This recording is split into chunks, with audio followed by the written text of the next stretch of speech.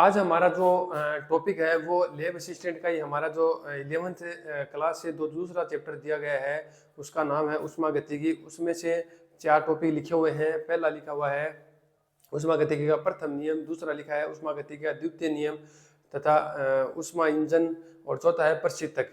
तो आज हमें इसे जो दूसरा हमारा टॉपिक है, चैप्टर है, उसके बारे में हम पढ़ते हैं।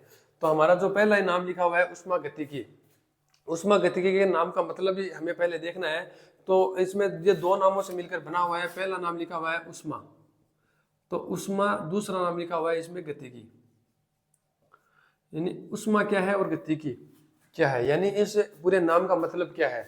ऊष्मा है वो एक प्रकार की ऊर्जा है, और गतिकी का मतलब है गतिशील अवस्था। यानी कोई भी ऊष्मा है उसकी गतिशील अवस्था के बारे में हम अध्ययन करेंगे, पता लगाएंगे, उसे हम बोलेंगे ऊष्मा गतिकी। या दूसरा हम इसे कह सकते हैं ऊष्मा तथा यांत्रिक ऊर्जा के मध्य संबंध। ऊष्मा तथा यांत्रिक ऊर्जा के मध्य संबंध का हम इस ऊष्मागतिकी में अध्ययन करते हैं। तो हमें पता होना चाहिए ऊष्मा क्या है। ऊष्मा का हमें पता लगाने के लिए एक नाम और आएगा इसके साथ में, यानी एक राशि और है जो हमें इसके साथ कंफ्यूज करती है, वो है ताप। तो इन 2 बातों के बारे में यदि हमें पता चलता है तो हमें ऊष्मा अपने आप समझ में आ जाएगी। पहला नाम मैंने लिखा है ऊष्मा, दूसरा नाम लिखा है ताप। तो ऊष्मा है वो एक ऊर्जा का रूप है। ऊष्मा है वो क्या है? ऊर्जा का रूप। ऊष्मा है वो एक ऊर्जा का रूप है, तथा ताप है वो एक तापीय अवस्था है। एक तापीय अवस्था है जिससे हमें पता चलता है कोई भी वस्तु की ठंडक या गर्मी, ठंडक या गर्म अवस्था के बारे में। यानी और दूसरी चीज इसमें लिखूं, ताप है वो हमेशा, ऊष्मा है वो हमेशा उच्च ताप से निम्न ताप की ओर स्थानांतरित होती है। यानी इसमें फर्क क्या है? देखो, इसमें फर्क यह है कि जो ऊष्मा है वो तो एक ऊर्जा का रूप है, ठीक है, और जो ताप है वो एक तापीय अवस्था है, एक प्रकार की ऐसी अवस्था है जिससे हमें पता चलता है कोई भी वस्तु कितनी गर्म है या कितनी ठंडी है। यानी ये वस्तु गर्म है या ठंडी है, ये हमें बताती है उसकी तापीय अवस्था। और जो ऊष्मा है वो एक ऊर्जा का रूप है जो कि जिसका स्थानांतर हमेशा उच्च अवस्था से निम्न अवस्था की ओर, उच्च ताप से निम्न ताप की ओर होता है। इसको समझने के लिए हम एक एग्जांपल ले लेते हैं जो हम दिनचर्या में काम में लेते हैं। हम देखते हैं आंखों से, जिस तरह हमारा पानी होता है या जल, पानी या जल है वो हमेशा उच्च स्तर से निम्न स्तर की ओर बहता है। यानी पानी का जो बहाव है, पानी का जो बहना है, वो किस पर निर्भर कर रहा है? वो उसके स्तर पर निर्भर कर रहा है, उसकी अवस्था पर निर्भर कर रहा है। यानी वो उनसे अवस्था से निम्न अवस्था की ओर पानी हमेशा बहता है। उसी प्रकार ऊष्मा भी उच्च ताप से निम्न ताप की ओर बहती है। यानी जिस तरह हम यहाँ पे पानी को गिराओगे, अभी भी आप पानी को गिराओगे, यानी एक ढलवा आकृति में यदि आप पानी को गिराओगे, यानी मान लीजिए हमारा जमीन का कोई स्तर है जो थोड़ा सा यहाँ से ऊंचा है और यहाँ से नीचा निम्न अवस्था में है, तो यहाँ पर यदि आप पानी गिराओगे तो ये हमें पता है हमें उच्च स्तर से निम्न स्तर की ओर बहेगा। यानी इस पानी की क्वांटिटी भले ही यहाँ पर ज्यादा हो, यानी पहले से मैं ये कह दूं यहाँ पर पानी भरा हुआ है, जैसे कुंड है, तालाब है, यहाँ पर मेरा पानी पहले से ही एकत्रित है, लेकिन ये इस पानी की मात्रा पर निर्भर नहीं कर रहा, ये निर्भर कर रहा है स्तर पर, यानी ऊंचाई, पानी की स्तर किस तरफ ज्यादा है। तो इसका मतलब जो पानी बहता है वो उच्च स्तर से निम्न स्तर की ओर बहता है, हमें पता है। यानी जैसे तालाब होता है, या हमारे गांव या शहर में ही जो गिनानी होती है, या कोई छोटा मोटा तालाब होता है जहाँ पर हमारे गांव के नालियों से जाता हुआ पानी वहाँ पर एकत्रित होता है। तो अब हमें और आपको ये देखना है कि जैसे वो पानी है, अब हमें हमारे घरों से जो पानी निकलता है वो तो कम ही होता है कंपेयर टू उस तालाब के, या जो हमारा एकत्रित हुआ है गांव या शहर के बीच में जो पानी एकत्रित होता है उसके कंपेयर टू। अब जो पानी है वो कहाँ से बह रहा है? हमारे घर से, ऊंचाई से वो निम्न स्तर की ओर बह रहा है। इसका मतलब जो पानी है वो पानी का जो बहाव है वो किस पर निर्भर कर रहा है? वो उसके स्तर पर निर्भर कर रहा है। उसी तरह ऊष्मा का जो भाव है, ऊष्मा का जो स्थानांतरण है, वो निर्भर करता है ताप पर। यानी उच्च ताप से निम्न ताप की ओर हमेशा ऊष्मा का प्रभाव होता है। इसे एग्जाम्पल से हम अच्छे से समझ सकते हैं। तो ऊष्मा एक ऊर्जा का रूप है और ताप एक तापीय अवस्था है जिसकी वजह से हमें ठंडक या गर्मी का महसूस होती है, यानी पता चलती है। इसका एक एग्जाम्पल उसमें हमारा जो 12th क्लास का जो चैप्टर है उसमें भी पता चलता है। जैसे विद्युत धारा या आवेश का जो प्रवाह होता है वो हमेशा उच्च विभव से निम्न विभव की ओर होता है, यानी उसका जो आवेश का प्रवाह है वो आवेश की क्वांटिटी, यानी जो विद्युत धारा या आवेश हम बोल रहे हैं उसका जो प्रवाह है वो उस आवेश की मात्रा पर या विद्युत धारा पर निर्भर नहीं कर रहा है, उसकी क्वांटिटी पर निर्भर नहीं कर रहा है। उसका प्रवाह है वो हमेशा उसके विभव निर्भर कर रहा है, यानी उच्च विभव से निम्न विभव की ओर ही हमारा उष्मा का आवेश का प्रवाह होता है। उसी तरह है उष्मा का प्रवाह भी उच्च ताप से निम्न ताप की ओर होता है। ये एक छोटा सा डिफरेंस है, ताकि इसके बाद में हमें उष्मागतिकी का प्रथम नियम या हमें जो भी इसके बारे में टॉपिक पढ़ना है वो हमें आसानी से समझ में आए। तो इसके बाद में हमारा जो टॉपिक है वो है उष्मागतिकी का प्रथम नियम, तो उसे हम देखते हैं।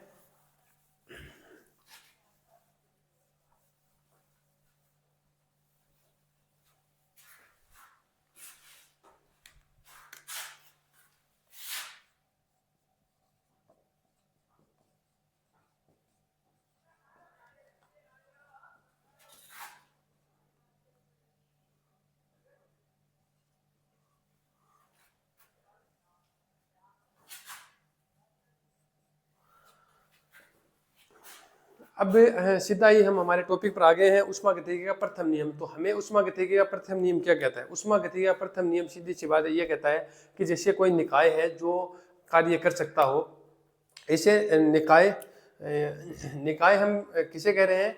यानी एक ऐसा हमारा कोई माध्यम हो गया या ऐसा कोई वस्तु हो गई जो जिस पर हमें कार्य कर रहे हैं या जिसके द्वारा हमें कार्य मिलता है, उसे हमें निकाय कह रहे हैं, यानी जिस पर हम ये सब देख रहे हैं। इसका एग्जाम्पल है, हम आगे जैसे जैसे पढ़ेंगे हमें समझ में आ जाएगा। तो यानी एक ऐसा निकाय जो कार्य कर सकता है, उस निकाय को दी गई उष्मा, उस निकाय को दी गई उष्मा उस निकाय में निकाय के अणुओं के मध्य वृद्धि हुई या बढ़ी गई आंतरिक ऊर्जा तथा उस निकाय के द्वारा किए गए कार्य के बराबर होती है। यानी किसी भी निकाय को यदि हम उष्मा देते हैं तो वो उष्मा उसमें दो रूप में कार्य आती है, काम करती है। एक तो उसके द्वारा उस निकाय के द्वारा किया गया कार्य, दूसरा जो निकाय है उसके जो अणु है उन अणुओं के मध्य उनकी जो गतिज ऊर्जा है, यानी जिसे हमें इसमें हमें काम में लेंगे आंतरिक ऊर्जा के रूप में, यानी उसकी जो आंतरिक ऊर्जा है उसको बढ़ाने में काम आती है। यानी दी गई उष्मा उस निकाय की आंतरिक ऊर्जा बढ़ाती है तथा उस निकाय के द्वारा किए गए कार्य के बराबर होती है। यानी इसका उष्मागतिकी का जो प्रथम नियम है उसका सीधा सा कहना है डेल क्यू बराबर होता है del U plus del W. अब डेल क्यू क्या है? दी गई उष्मा। डेल क्यू क्या है? दी गई उष्मा। और डेल यू क्या है? आंतरिक ऊर्जा। और डेल डब्ल्यू है किया गया कार्य, जिसे मैं लिख दूं कार्य। अब किसी भी निकाय को, इसको एग्जांपल से हम समझ सकते हैं। जैसे कोई हमारा बलून होता है, यानी हमारा कोई गुब्बारा है, जैसे ये नॉर्मल अवस्था में है। अब यदि हम इसे पंप करते हैं यानी इसमें हवा देते हैं, हवा देने की वजह से ये फूल कर बड़ा हो जाता है, फूल कर बड़ा हो जाता है, यानी इसका आयतन फैल जाता है। तो अब इसे फूल कर बड़ा हो गया, आयतन फैल गया, इसका मतलब इसके द्वारा कार्य किया गया है। यानी एक तो अब यानी इसे हम पंप कर रहे हैं, जो हवा दे रहे हैं, इसका मतलब हम उसे उष्मा दे रहे हैं। मान लीजिए हमने इसको डेल की उष्मा दे दी। अब जैसे हमने उष्मा दी तो ये कार्य किया तो ये यहाँ से फैल कर यहाँ तक पहुंच गया, इसका मतलब इसने कार्य किया। दूसरा जो इसमें जो ऊर्जा है, कुछ तो ऊर्जा है वो कार्य में चली जाएगी, बाकी की जो ऊर्जा है वो क्या करेगी? इसकी आंतरिक ऊर्जा को बढ़ाएगी। अब हमें पता होना चाहिए आंतरिक ऊर्जा क्या है। तो देखो आंतरिक ऊर्जा है वो हमें दो प्रकार से मिलती है, एक होती है स्थितिज ऊर्जा, दूसरी हमारे में मिलेगी गतिज ऊर्जा के रूप में, गतिज ऊर्जा। स्थितिज ऊर्जा क्या होती है ये भी हमारा अलग से टॉपिक है, लेकिन अब इसमें मैं साथ में बता देता हूँ। जैसे स्थितिज ऊर्जा यानी उन अणुओं की स्थिति के कारण उसमें जो ऊर्जा आ रही है, उनकी आणविक जो स्थिति है उसके कारण उसमें जो ऊर्जा है उसे हम बोलते हैं स्थितिज ऊर्जा। तथा उसकी जो गतिशील अवस्था के कारण जो ऊर्जा आ रही है उसे हम बोलते हैं गतिज ऊर्जा। तो यदि इसमें ऊर्जा आती है हमारे दो रूप में। अब हम जो बात कर रहे हैं वो बात करेंगे उसके बाद में, जो हमारी मेन बात होगी वो होगी मान लीजिए आदर्श गैस के रूप में। इसके रूप में आदर्श गैस, आदर्श गैस हम उसे कहते हैं जिनके अणुओं के मध्य कोई भी क्रिया नहीं हो, अणुओं के मध्य कोई भी क्रिया नहीं हो। तो इस आदर्श गैस में जो आंतरिक ऊर्जा होती है वो संपूर्ण गतिज ऊर्जा के रूप में होती है। यहाँ पर स्थितिज ऊर्जा का मान क्या होता है, शून्य होता है, क्योंकि उन अणुओं के मध्य यदि कोई ऊर्जा यानी कोई कार्य नहीं हो रहा है, कोई भी बल कार्य नहीं कर रहा है, तो इसका मतलब उन अणुओं के कारण जो उनकी ऊर्जा है यानी जो स्थितिज ऊर्जा है वो तो होगी शून्य, और आदर्श गैस में जो हमें ऊर्जा मिलती है वो मिलती है गतिज ऊर्जा। ये एक अलग से टॉपिक हो गया और ज्यादातर हम इसे आदर्श गैस की ही बात करते हैं। तो अब जो हमें उष्मा दे रहे हैं वो एक तो उसकी ऊर्जा बढ़ाएगी और दूसरा उसके द्वारा किया गया कार्य हमें मिलेगा। इन चीजों के बारे में हमें पता होना चाहिए, यानी कि जो सीधा स्टेटमेंट है वो ये है कि किसी भी इकाई को दी गई उष्मा है वो उसकी वृद्धि की गई या बढ़ी गई आंतरिक ऊर्जा तथा उस निकाय के द्वारा किए गए कार्य के योग के बराबर होती है। यह होता है सीधा स्टेटमेंट ऊष्मागतिकी के प्रथम नियम का। अब इसमें हमें उसके बाद में देखना पड़ता है कि इनके जो चिन्ह है, ये जो निशान है वो प्लस का निशान या प्लस का चिन्ह कब आएगा और माइनस का चिन्ह कब आएगा। तो इनमें तीनों में ही जो बातें हैं ध्यान रखने की वो है कि जब भी किसी भी निकाय को उष्मा दी जाएगी, यानी उष्मा है वो दी जाएगी निकाय को, तो हमें डेल क्यू है वो हमेशा पॉजिटिव लेना है। उष्मा दी जाएगी तो उष्मा पॉजिटिव लेंगे। यदि उष्मा इससे ली गई है यानी ली जाएगी तो इसे हमें नेगेटिव लिखेंगे। यदि आंतरिक ऊर्जा बढ़ रही है यानी ताप बढ़ रहा है, हम बोल सकते हैं इनके मध्य यदि ताप बढ़ रहा है तो आंतरिक ऊर्जा भी बढ़ रही है, यानी आंतरिक ऊर्जा भी बढ़ रही है तो आंतरिक ऊर्जा को हम प्लस में यानी पॉजिटिव में लिखेंगे। यदि ताप घट रहा है तो आंतरिक ऊर्जा है वो नेगेटिव लेंगे। उसके बाद है कार्य। यदि कार्य है वो निकाय के द्वारा किया गया है, निकाय के द्वारा किया गया है, निकाय के द्वारा किया गया तो कार्य लेंगे पॉजिटिव। यदि निकाय पर किया गया कार्य है, निकाय पर किया गया कार्य यानी एक तो निकाय के द्वारा कार्य किया जाएगा, एक निकाय पर हम कार्य करेंगे। यदि हम निकाय पर कार्य करें हैं तो कार्य लिया जाएगा नेगेटिव। यानी इन तीनों के पीछे जो निशान लगेंगे वो इस तरह लगेंगे, यानी यदि उष्मा दी जा रही है यानी उष्मा उस निकाय की बढ़ाई जा रही है, बढ़ रही है, तो हम उसे उष्मा के पीछे प्लस का निशान लगाएंगे, पॉजिटिव का निशान लगाएंगे, धनात्मक निशान लगाएंगे। और यदि उष्मा उसे ली जा रही है यानी उष्मा उसकी घट रही है तो ऋणात्मक यानी माइनस का निशान लगाएंगे। दूसरा है आंतरिक ऊर्जा, यानी उनका ताप बढ़ रहा है, ताप बढ़ रहा है या बोले तो उसकी आंतरिक ऊर्जा बढ़ रही है तो आंतरिक ऊर्जा के साथ प्लस का निशान आएगा। यदि आंतरिक ऊर्जा घट रही है यानी ताप घट रहा है तो आंतरिक ऊर्जा माइनस यानी ऋणात्मक निशान लगेगा।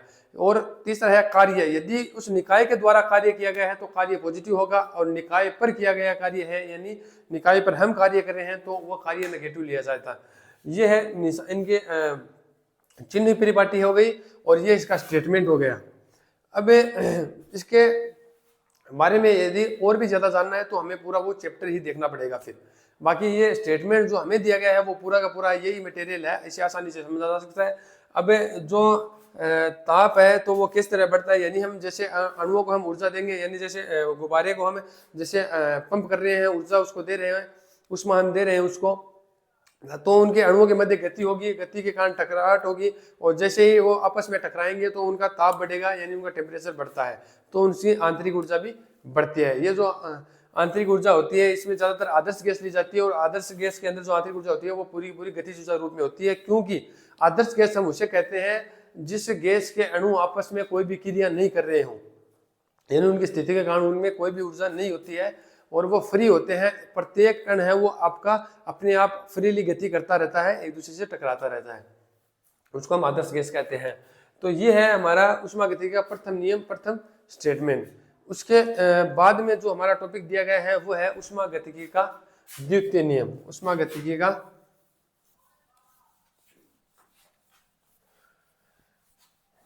देखो सीधा जो हमें जो टॉपिक दिए गए हैं वो सीधे यही है, बस इन्हीं पर हमें काम करना है, और बाकी तो ऊष्मागतिकी का द्वितीय नियम।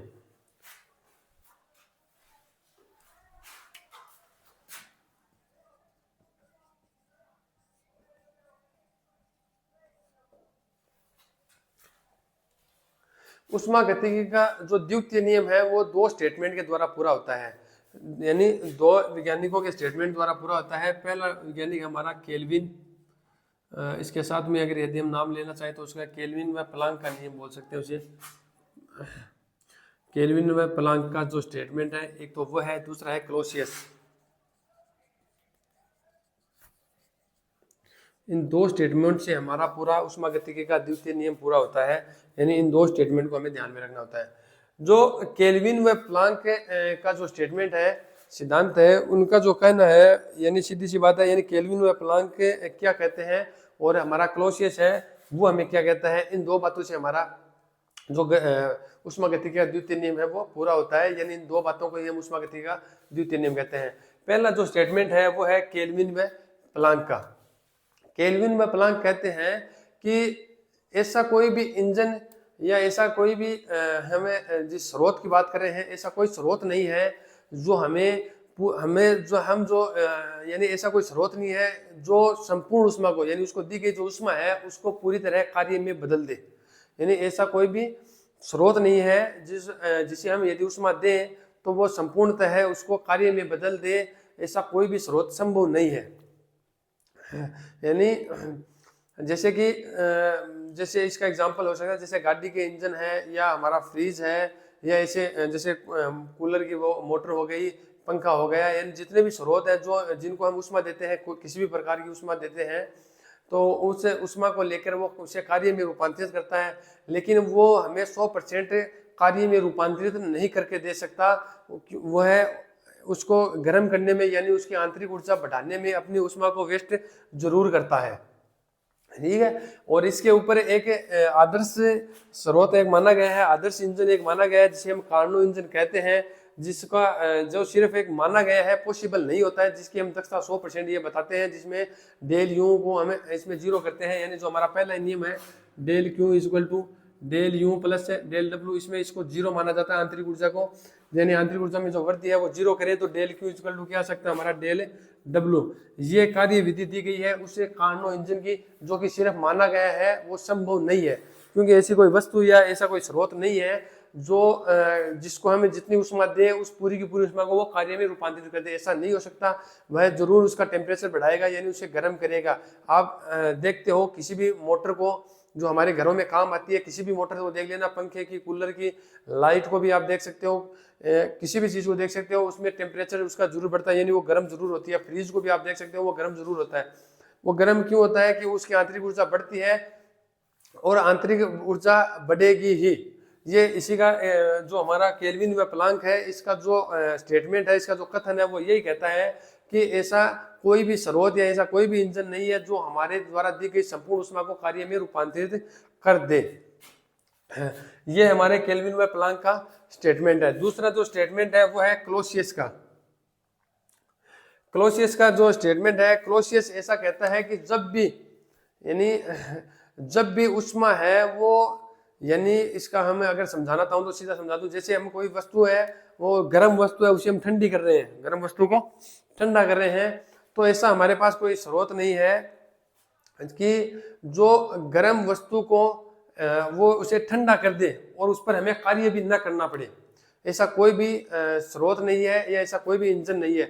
यानी इसके कहने का मतलब है कि ऐसी कोई वस्तु नहीं है, ऐसा कोई स्रोत नहीं है जो उच्च ताप की वस्तु को निम्न ताप की ओर उसमें ऊष्मा स्थानांतरण कर दे और उस पर कार्य न करना पड़े।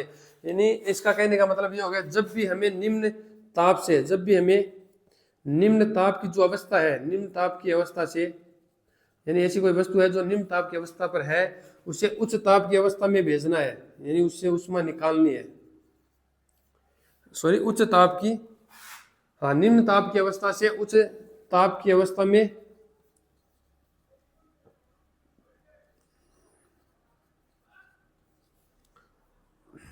सॉरी, उच्च ताप की अवस्था से, ये तो हो गया, उच्च ताप की अवस्था से निम्न ताप की अवस्था में भेजे तो हमें कार्य करना ही पड़ेगा, यानी हमें कार्य करना ही पड़ेगा। इसका स्टेटमेंट यही है कि जब भी हमें, अरे यार, उच्च ताप नहीं, निम्न ताप ही होगा।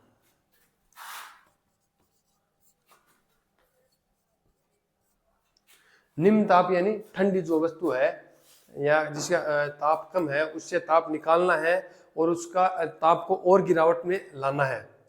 यानी जब भी ऊष्मा को निम्न ताप वाली वस्तु से उच्च ताप की ओर भेजना है तो हमें उस पर कार्य करना ही पड़ेगा, ये हमें क्लॉसियस कहता है। तो यानी इसका पूरे दो स्टेटमेंट हो गए। एक कि ऐसा कोई मशीन नहीं बनी है, यानी ऐसा कोई इंजन नहीं बना है जो हम उसको ऊष्मा दे और वो हमें पूर्णतः यानी 100% कार्य के रूप में ऊष्मा को प्रयोग में ले ले, काम में ले ले, ऐसा कोई भी इंजन या स्रोत नहीं बना है। दूसरी जो चीज है वो है, दूसरा जो स्टेटमेंट है वो है क्लॉसियस का, यानी जब भी कोई वस्तु है जो निम्न ताप की अवस्था में है उससे ऊष्मा को निकालकर उच्च ताप वाली वस्तु में भेजने के लिए हमें उस पर कार्य करना ही पड़ेगा बिना कार्य के। इसका कहना यही है कि बिना कार्य किए निम्न ताप की वस्तु से ऊष्मा को निकालकर उच्च ताप वाली वस्तु में ट्रांसफर या स्थानांतरित नहीं किया जा सकता। ये दोनों स्टेटमेंट है जिसे हम ऊष्मागतिकी का द्वितीय नियम कहते हैं। इसका मतलब है, जैसे ये तो हो गया हमारा फ्रीज वाला कार्य है, इस पर जैसे रेफ्रिजरेटर बनाया गया है। रेफ्रिजरेटर होता है जैसे फ्रीज में जब भी हम वस्तु यानी फ्रीज में हम जो वस्तु रखते हैं, अब उस वस्तु को हमें यदि ठंडा करना है यानी उससे हमें ताप निकालना है। अब उसका ताप पहले से भी वैसे कम ही है लेकिन उसका ताप और भी कम करना है तब ताकि वो ठंडी होगी। अब उसका ताप और कम करने के लिए उसमें से ऊष्मा निकालने के लिए हमें उस पर कार्य करना ही होता है। बिना कार्य किए यानी बिना बाह्य कार्य किए ऊष्मा को निम्न ताप वाली वस्तु से उच्च ताप वाली वस्तु की ओर स्थानांतरित करना संभव नहीं है। ये दो स्टेटमेंट है हमारे ऊष्मा गतिकी का जिसे हम द्वितीय नियम कहते हैं। इसके साथ में मुझे एक बात और दिमाग में आई है कि जो हमारा ऊष्मा गतिकी का जो प्रथम नियम था वो हमेशा ऊर्जा संरक्षण के नियम की भी पालना करता है। ये बात में थोड़ी दिमाग में आ गई इसलिए बता देता हूँ। और जो द्वितीय नियम है इसके दो स्टेटमेंट है, दोनों यही है कि ऐसा कोई भी इंजन नहीं बना है जो जिसको संपूर्ण ऊष्मा दी जाए तो वह संपूर्ण ऊष्मा को कार्य में रूपांतरित कर दे यानी बदल दे, पूर्णतः हमें कार्य में बदल कर नहीं दे सकती। दूसरा जो स्टेटमेंट है क्लॉसियस का वो कहते हैं कि जब भी निम्न ताप वाली वस्तु से ऊष्मा निकालनी होगी तो वो उच्च ताप वाली वस्तु में यदि भेजना होगा तो उस पर हमें कार्य करना ही होगा। बिना बाह्य कार्य के किसी भी निम्न ताप वाली वस्तु से ऊष्मा निकालकर उच्च ताप वाली वस्तु में ट्रांसफर नहीं की जा सकती। इसके बाद का जो टॉपिक दिया गया है वो दिया गया है ऊष्मा स्रोत या ऊष्मा इंजन और प्रशीतक। ऊष्मा इंजन और प्रशीतक ये दोनों एक दूसरे के उल्टे हैं।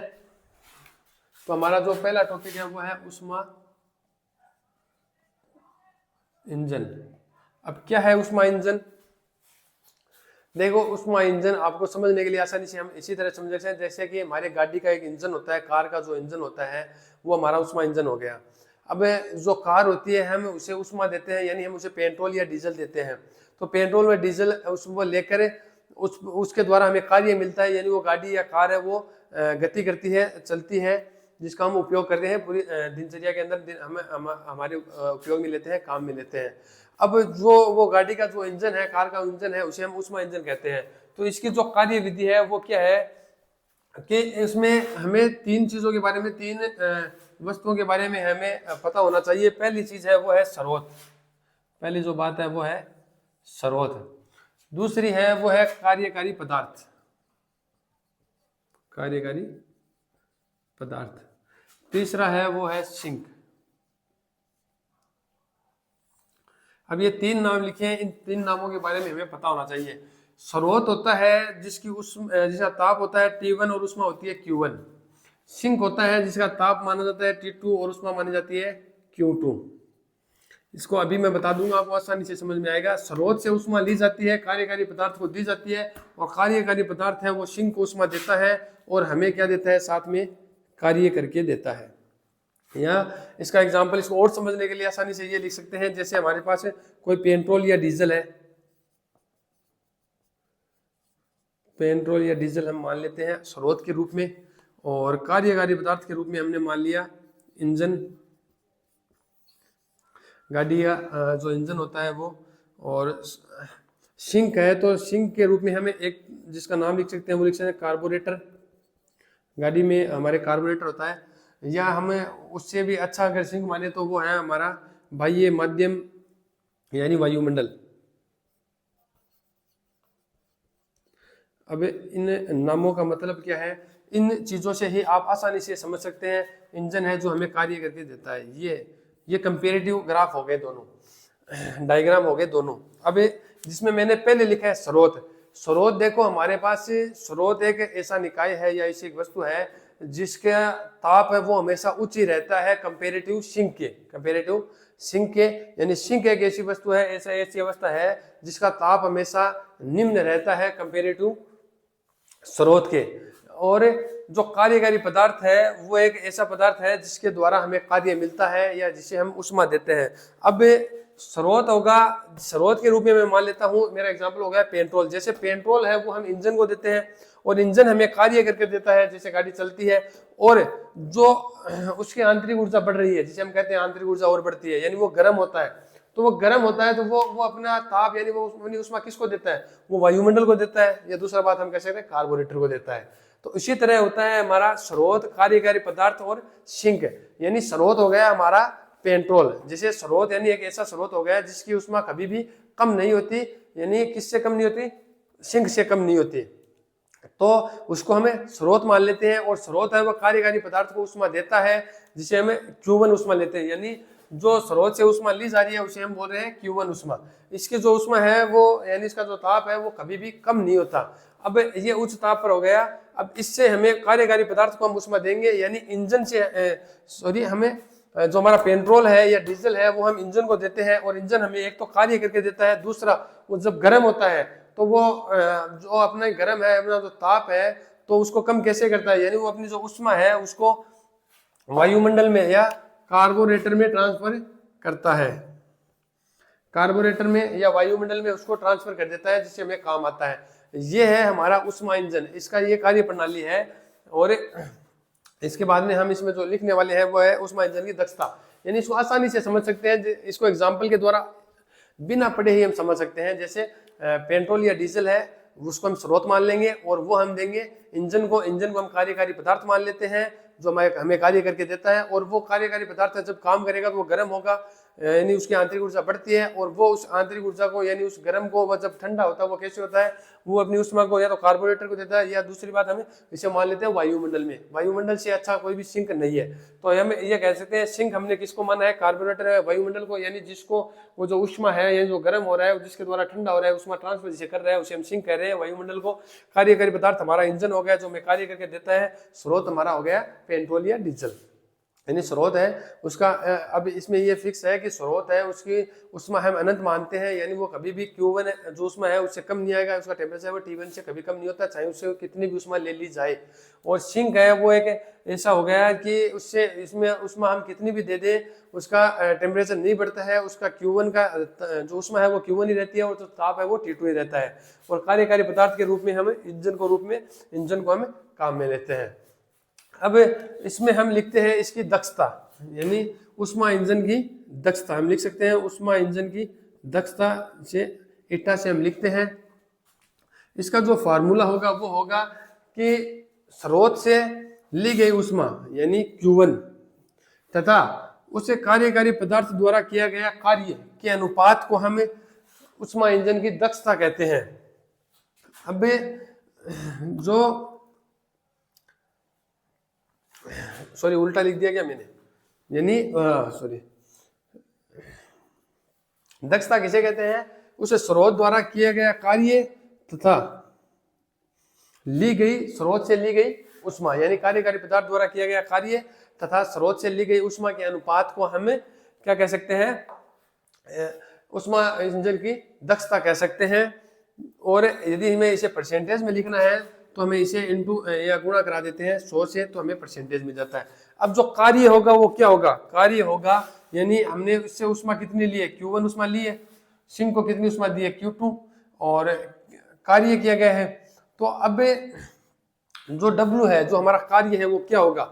यानी अब Q1 से उष्मा ली है, मान लीजिए यहाँ से मैंने 50 या 100 अगर मैं मानूँ यहाँ से उष्मा लूँ, और यहाँ पर मैंने सिंक को मैंने 40 दे दी, तो जो बच गई यानी यहाँ से 100 लिए और इसको मैंने 40 दे दी, तो बच गई क्या? 60 जो उष्मा हमारी बची है वो किसके रूप में आ गई? कार्य के रूप में काम आएगी।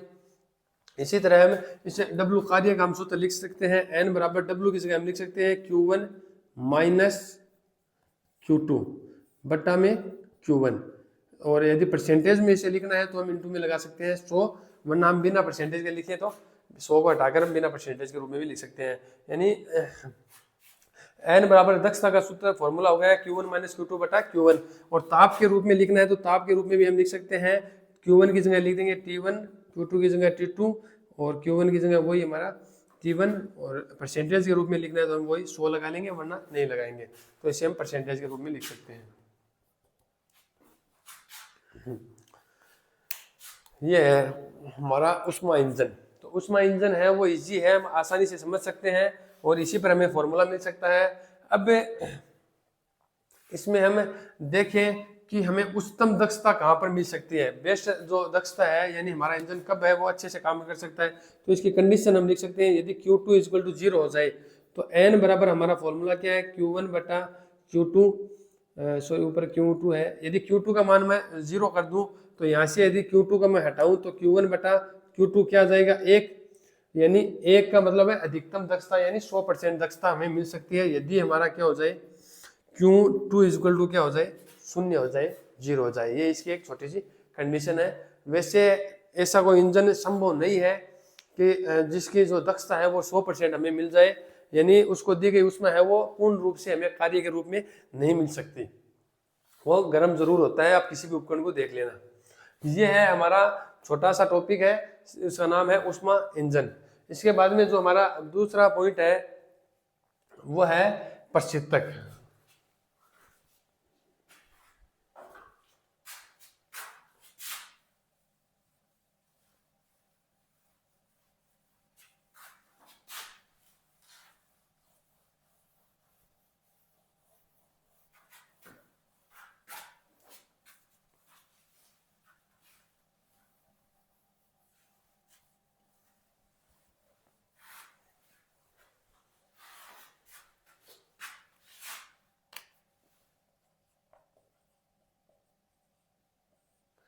प्रशीतक यानी रेफ्रिजरेटर।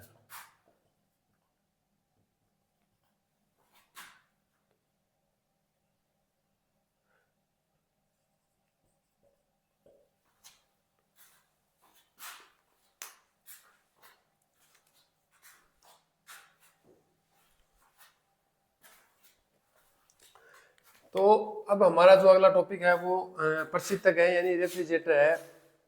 अब ये रेफ्रिजरेटर क्या है, रेफ्रिजरेटर आपको पता है फ्रिज में हमें मिलता है, यानी ये क्या काम आएगा, ये उस उष्मा इंजन का उल्टा है। वो है गर्म वस्तु से हम उष्मा ले रहे थे, उस ताप से निम्न ताप की ओर हम उष्मा दे रहे थे और हमें कार्य मिल रहा था।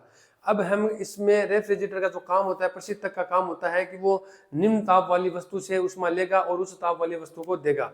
यानी अब उसी का उल्टा होगा हमारा, वो हम लिख रहे हैं बीच में हमारा वो ये कार्यकारी पदार्थ।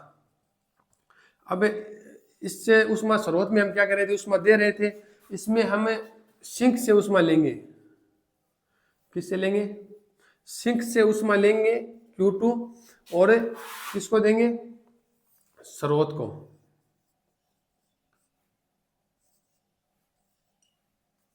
जिसका इसका टेम्परेचर हमेशा T1 रहता है, उसका टेम्परेचर हमेशा T2 रहता है। और अब हमें कार्य है उस कार्यकारी पदार्थ पर कार्य करना पड़ेगा।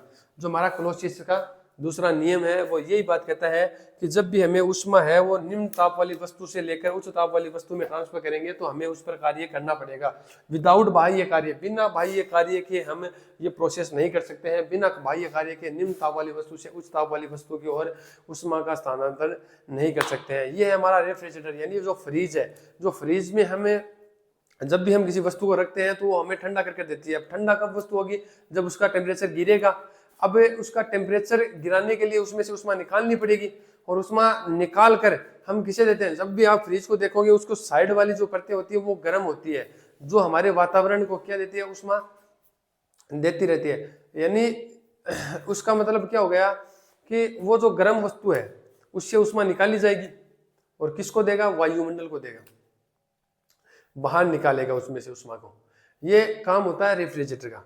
तो इसके जो दक्षता है जिसे हमें दक्षता कहते हैं, यानी इसको हम लिखते हैं बीटा से। प्रशीतक का इसमें जो मान होता है प्रशीतक का वो होता है किया गया निकाली गई उष्मा यानी सिंक से निकाली गई ऊष्मा तथा उस कार्यकारी पदार्थ पर हमारे द्वारा किया गया कार्य। तो इसका जो फॉर्मूला होगा बीटा इज इक्वल टू हो जाएगा Q2 बटा Q1 माइनस Q2। वही परसेंटेज के लिए हम इनटू में 100 लगा सकते हैं तो हमारा परसेंटेज निकल कर आ सकता है। ये होता है प्रतिशतक। यानी प्रतिशतक क्या होता है इसे हम एग्जांपल से समझ सकते हैं। सीधा ही है कि जब भी हम फ्रिज में किसी वस्तु को रखते हैं तो वस्तु को ठंडा करने के लिए उससे हमें ताप निकालना पड़ेगा, हमें उष्मा निकालने पड़ेगी, यानी उसके टेम्परेचर को गिराने के लिए उष्मा निकालनी पड़ेगी। और उष्मा निकालेगा रेफ्रिजरेटर, उसमें से उष्मा निकालेगा और बाहर के वातावरण को दे देगा जो कि उच्च ताप पर है पहले से ही। इसे बोलते हैं हम प्रतिशतक या रेफ्रिजरेटर। यह है नॉर्मल उसी का उल्टा है और इसका फॉर्मूला हमें बीटा से हम लिखते हैं और Q2 बटा Q1 माइनस Q2 इसे हमें लिख सकते हैं। या इस बीटा को हम दूसरा निष्पादन गुणांक भी लिख सकते हैं। वैसे ये दक्षता ही है लेकिन कहीं पर ये निष्पादन गुणांक लिखा होता है तो वो भी मैं लिख के दे देता हूँ साथ में। ये होता है हमारा रेफ्रिजरेटर यानी प्रतिशतक। ये हमारे 4 टॉपिक थे।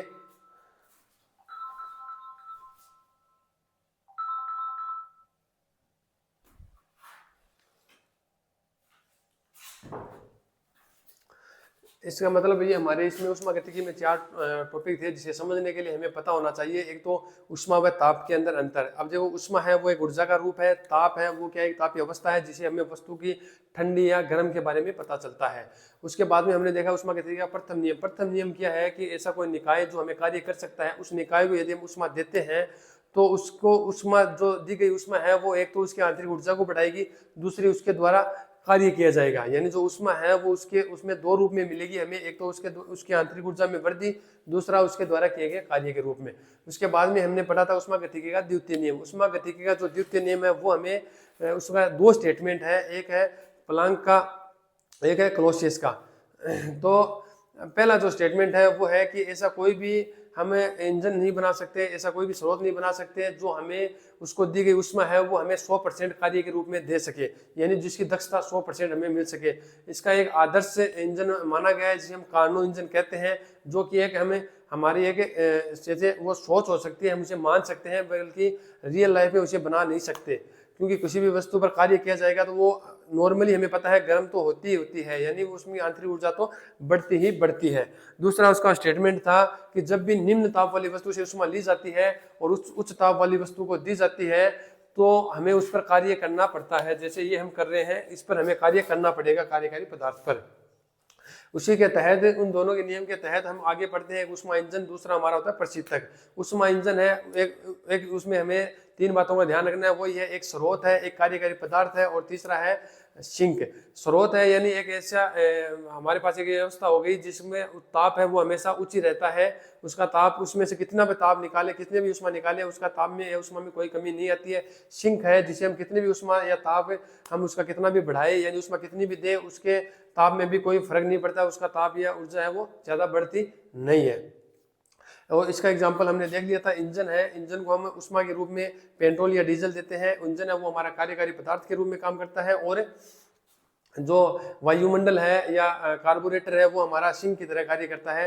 जो हमारा इंजन है वो कार्य जितना करता है वो करता है, और जो गर्म होगा वो फिर ठंडा होता है तो वो क्या होता है अपनी ऊष्मा को कहाँ पर छोड़ता है, वो वातावरण में छोड़ देता है। दूसरा काम है प्रतिशतक का यानी फ्रीज का यानी रेफ्रिजरेटर का, जो हमें क्या करता है कोई भी वस्तु है उसे ठंडा करता है। ठंडा करना यानी उसका टेम्परेचर गिराना, यानी उसका ताप कम करना। ताप कम करने के लिए उसमें से ऊष्मा निकालनी पड़ेगी और वो जो ऊष्मा निकाल कर किसको देगा, वातावरण को देगा। तो ये काम कौन कर रहा है, रेफ्रिजरेटर या हमारा प्रतिशतक।